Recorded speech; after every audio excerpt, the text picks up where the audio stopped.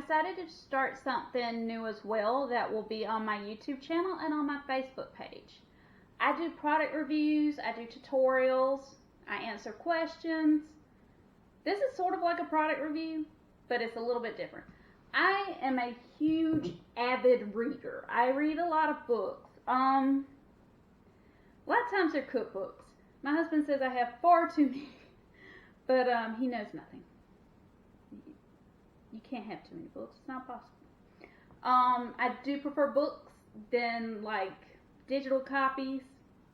I'm just old school that way. I'm not going to say that I like the smell of them, because some of them are really creepy smelling, but some people are into that. Now, this is the absolute beginner's guide to sewing.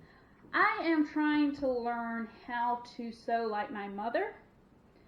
Everybody learns differently. I do better based on reading instructions than seeing it than doing it. My mother does better by just watching someone doing it and repeating it. I'm not that good. Now my sister, Sherry, she can watch it and do it. She can watch a YouTube video about how to paint like Bob Ross, and she can become a little Bob Ross. I am not that person. I am like a mix between both of my sisters. My sister Tanya can read a book and then can do math problems and basically anything you can read about, she can immediately do it. And then there's me, who has to have both. I don't know why I ended up that way. Probably because I was the last child. I'm going to go with that. So this book I was hoping would teach me how to do alterations, stitches, fabric differences, and things like that. Now it does show you how to read patterns, the parts of a sewing machine, the types of finishing stitches to use, basic things that you need, the importance of ironing and stuff like that. And then it starts with like simple projects like a pillow, which is a very simple project. I've done, how many pillows have I done? 6? How many pillows are on my couch? 6. I've done 6 pillows, so I'm kind of 7. I've done 7 pillows. I'm good on pillows. I got pillows on lockdown. And even reading that, I didn't do it this way because I didn't have any instructions. I just kind of did it the way I thought to do it, and it worked. One thing I didn't like about how they did the pillows is they show you one set where they do it one way and then they do it another way. This one does show you how to do it with a zipper, so that is useful because I did not know how to do that, and I just did what they call a ladder stitch, where you go inside and you stitch it like that and pull it tight, and then it looks like the same all the way around. Shows you how to make a baby blanket, but really what it shows you is how to take a piece of flannel and then sew some ribbon around it. That's also not what I wanted to learn. But it's kind of easy projects like that. And I've already done like aprons. I did those for my family. I didn't do one like this. My husband said they needed to have lining, so I actually did aprons with lining, which is really unnecessary, and I know that now, but he really thought that was necessary. So, although it did have a lot of good information, it wasn't quite as comprehensive as I had hoped it would be for a beginner. With that being said, I go totally different route, and buy a 1954 Singer sewing book. Now, obviously, it is thicker. That's plus side. And this is mostly words. Not many images, mostly words. But the reason why I got this particular book in this particular year is because I inherited from my grandmother Wilhelmina, I inherited her sewing machine that she actually brought brand new, only user. She was fanatic about keeping it clean. She had the maintenance receipts literally from the 50s. So I'm pretty proud that I got that machine, and I also thought it was ironic that the machine happens to be the same color as this book. So it is a pretty color too. And it's one of those that comes in like a suitcase. This book was $2 on eBay. And I like that much better than paying the $15 for that. But that's frugal me talking. Now, this one is insane. And here is why. Apparently, domestic arts, which is what this is referred to in this book, was so everyday household that some things they just didn't think they needed to explain to you. Which is why I am glad I read that book first, because I would not have understood this book. It does go through the different types of sewing needles, the history of the Singer machine, how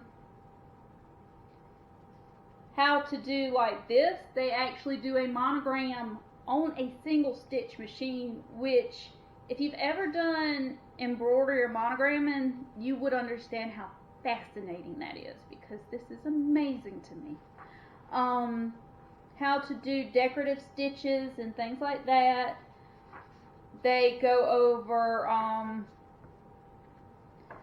later on they go over how to do special stitches, again, with just a regular machine.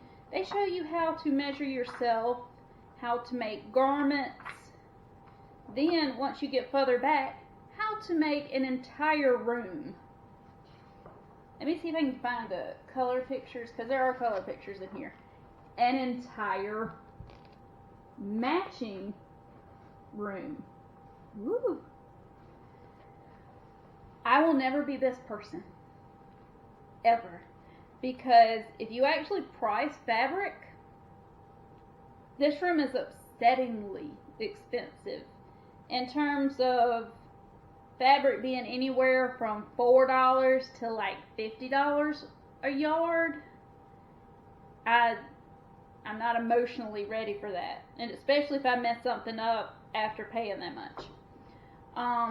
But I do want to learn how to do, like I said, alterations, and how to do small projects, like maybe make some pajamas and stuff like that for me. The thing is if you need alterations done now, you have to take it to a dry cleaner. Luckily, in our town, we have someone called Miss Thelma, who's ridiculously good at doing alterations. Like, now that I've read this book, I'm a little scared of her, because the things that she knows how to do without this book is slightly frightening. Because wedding dresses, prom dresses, jeans, she can do darts, nips, tucks, all those things, and I just read how to do them, and measuring the clothing was freaking me out, so that's impressive. With that being said, my mother can also do all that stuff. Even though she'd tell you she doesn't do it well, she can do all of it. Still alarming. Because now that I know how much effort it takes, and to watch them do it so effortlessly is slightly alarming. I do have one more sewing book that I got from my sister. The reason it's not here is because, one, it's in storage, and two, it is not only sewing. It is actually a domestic arts cookbook. So it covers proper table etiquette in southern Charleston, proper way to serve food, proper buffet settings, proper seat rotation. Didn't know that was a thing. But since that only has one chapter on sewing, I didn't include that in this. If we're going by product ranking, I'm going to say this book is better because, like I said, it encompasses more. And it's actually really interesting to read, only for a history lesson, because when I started reading the introduction, my mind was immediately blown. As a matter of fact, I think I was like sitting beside my dad and I was like, you have to mentally prepare before you go to your machine. You must be put together. You must have your makeup fresh, your hair done.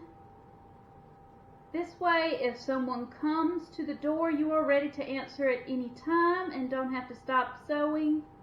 And also, when you look good, you feel good.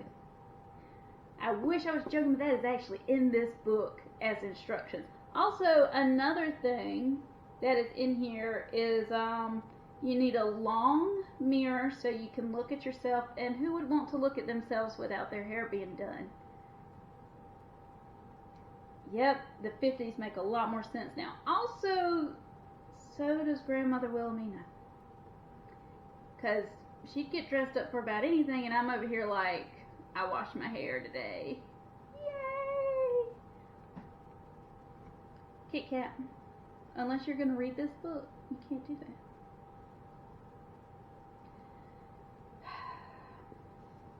My cat wants attention. I will be getting like 3 more sewing books in, because you can buy them normally in bulk on eBay for like $10, and I love that.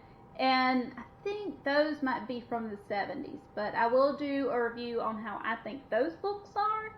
But other than that, if you have any books you want me to review, if you have any products you want me to review, if you have any tutorials you'd like to see, just let me know in the comments below. Y'all have a good day.